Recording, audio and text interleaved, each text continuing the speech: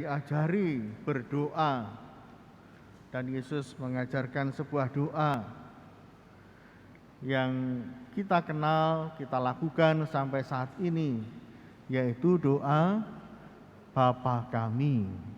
Ya. Nah, anak-anak, Bapak Ibu, saudara-saudari yang dikasihi Tuhan, kadang kalau kita ke gereja, kita masih berpikiran bahwa ini urusan pribadi saya dengan Tuhan. Ke gereja itu saatnya saya bertemu dengan Tuhan.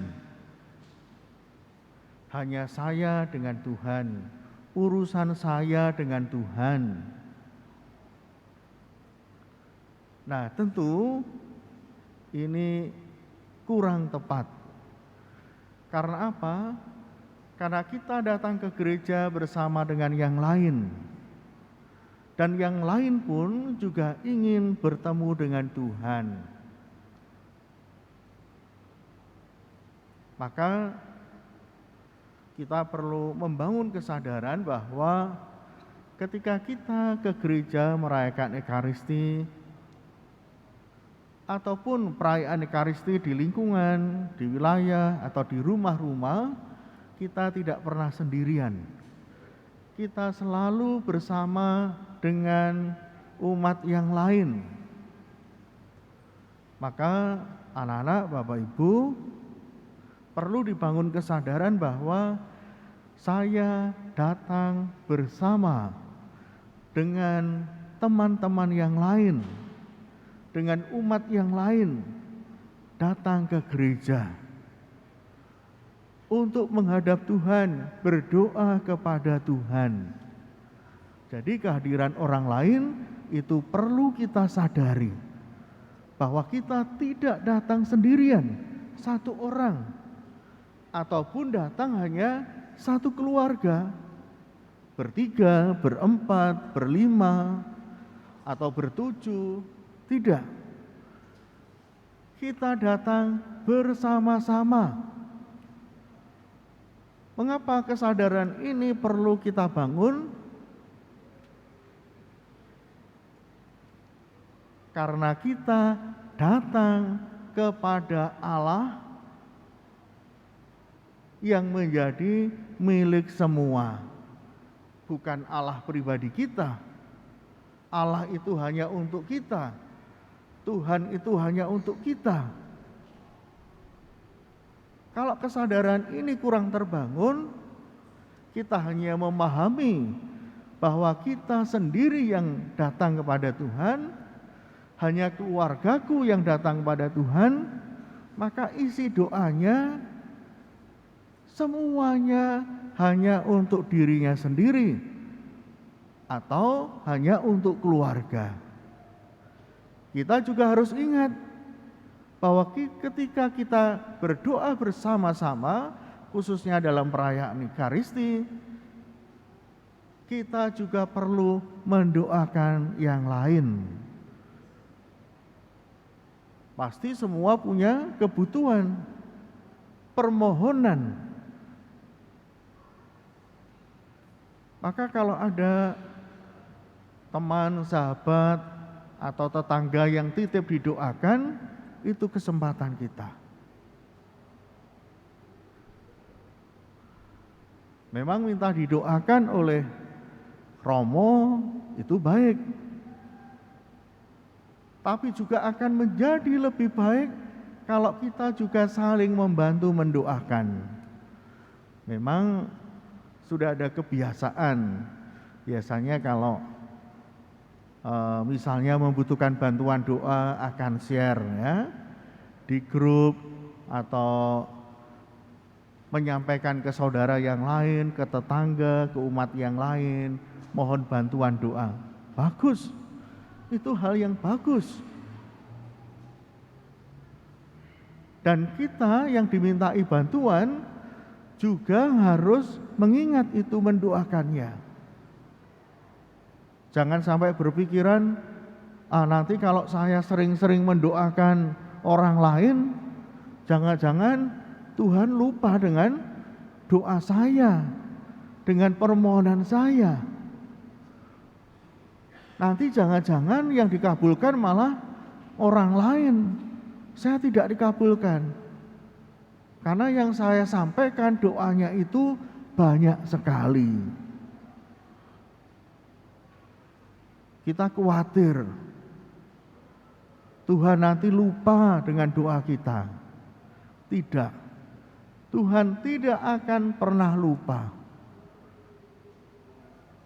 Kalau saya sebagai Tuhan lalu hanya mendengarkan si A berdoa untuk dirinya sendiri, atau kita yang tahu kalau si A itu hanya berdoa untuk dirinya sendiri, tidak pernah mendoakan orang lain, kita langsung bisa mengambil kesimpulan bahwa si A itu egois.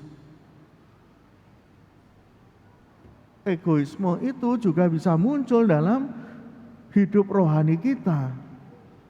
Menjadi orang beriman yang egois karena hanya berdoa untuk dirinya sendiri, datang ke gereja juga hanya untuk kepentingannya sendiri, hanya misa hari Minggu.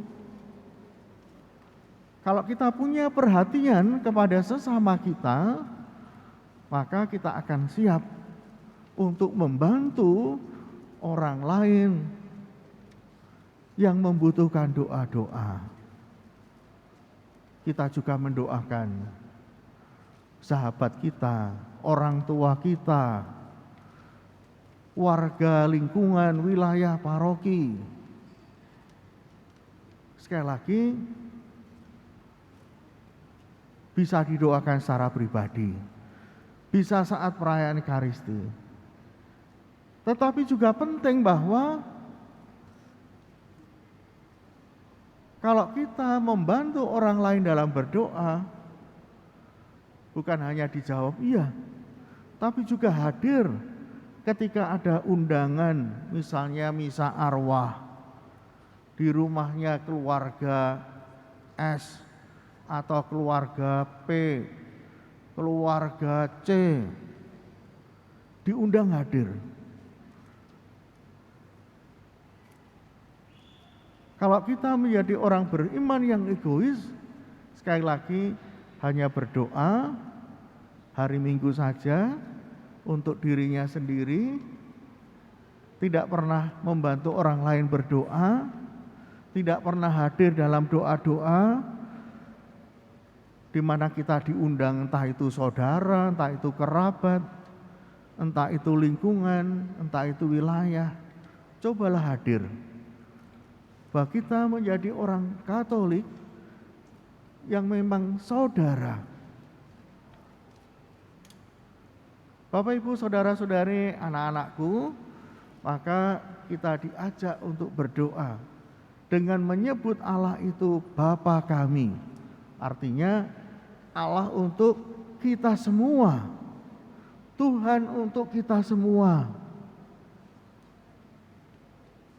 Maka kalau mengajari anak-anak berdoa, ajarilah juga mereka berdoa untuk temannya.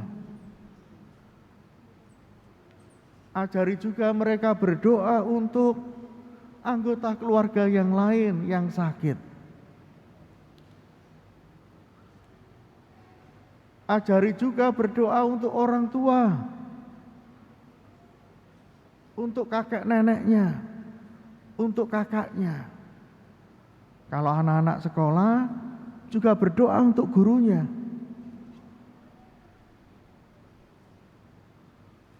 Bisa juga untuk tetangganya, semua saja. Karena apa? Supaya anak-anak mulai tertanam dalam pikirannya bahwa Allah juga mengasihi semuanya. Allah mau mendengarkan semuanya. Allah memberikan berkat-Nya untuk banyak orang.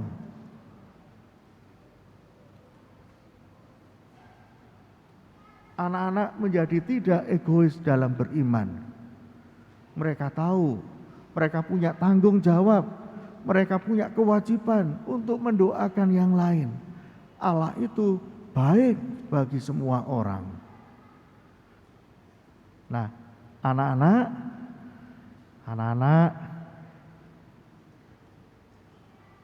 kalian juga bisa paham ya, bahwa kalau berdoa, ya pertama bisa berdoa untuk dirinya sendiri ya, untuk dirimu sendiri. Berdoa supaya kalian sehat ya. Berdoa supaya dapat belajar dengan baik. Berdoa supaya dapat mengasihi orang tua, mengasihi teman-teman. Juga bersyukur mendapat orang tua yang baik. Tapi jangan lupa kamu punya teman, kamu punya kerabat, punya tetangga, punya guru-guru di sekolah, dan juga punya keluarga besar, ya, keluarga besar seiman. Nah, maka kalau kalian berdoa, cobalah ya, ikut mendoakan teman-temanmu, orang tua, kakak, adik, guru-guru, dan orang yang misalnya orang-orang yang terlantar, orang-orang miskin, tukang becak, orang yang saat ini hidupnya susah. Bahkan juga di masa pandemi, kita juga berdoa untuk para dokter, para tenaga medis yang berjuang menyelamatkan orang lain dengan risiko bahaya yang besar. Nah, hal ini bisa diceritakan kepada anak-anak sehingga anak-anak juga bisa membawa mereka dalam doa. Ya.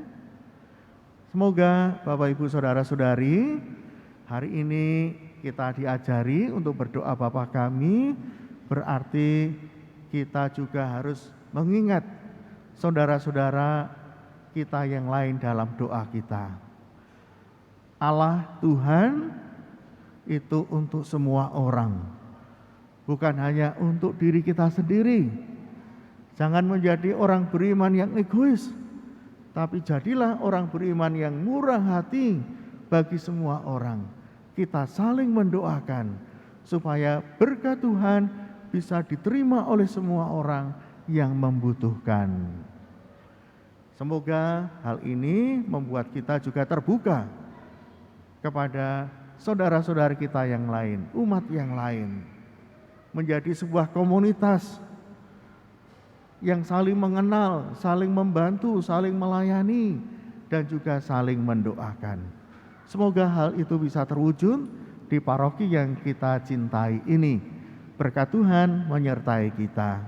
Amin.